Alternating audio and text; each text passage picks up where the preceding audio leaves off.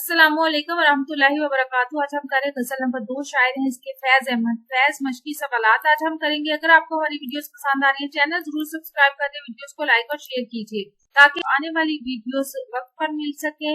सवाल नंबर 1 है, इस गजल के काफी लिखे। इस गजल में दर्जा झैल काफी इस्तेमाल हुए हैं। हाथ, रात, हालात, बात, सात, मात। सवाल नंबर 2 है, पूछा है जाना, मैदाने वफा और नामो मनसब कौन से मुरक्कबात है।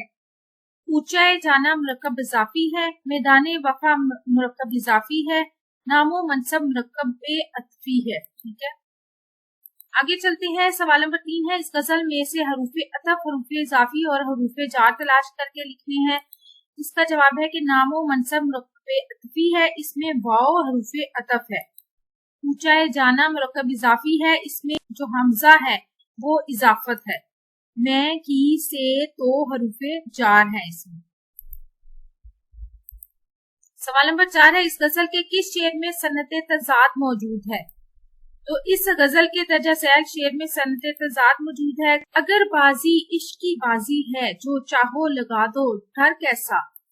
अगर जीत गए तो क्या कहना, हारे भी तो बाजी मात नहीं। जीत और हारे ये सनते तजाद है, यानी जीतना और हारना ये सनते तजाद की मिसालें हैं। इस शेर में से सनते तजाद कहते हैं कि एक दूसरे के बिल्कुल ऑपोजिट यानी मुतजाद अल्फाज जो होते हैं। तो जीतना, हारना ये मुतजाद अल्फाज हैं और यही सनते तजाद है। आगे चलते हैं। पहले शेर में किस बात पर शुक्र का इजहार किया गया है। पहले शेर में इस बात पर शुक्र अदा किया गया है कि अब हिजर की रातें खत्म हो गई हैं। दिल बेचने से क्या मुराद है शायर की। दिल बेचने से शायर की मुराद यह है कि अपनी ख्वाहिशात खत्म करके हसूल मोहब्बत के लिए किसी किस्म की कुर्बानी से भी दरेग नहीं करें।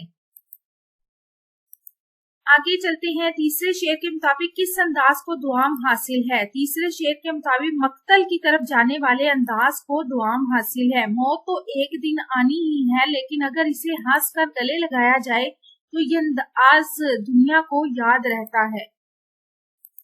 आगे चलते हैं। मैदाने वफा और आम जिंदगी में कौन सी चीज मुश्तरक नहीं है।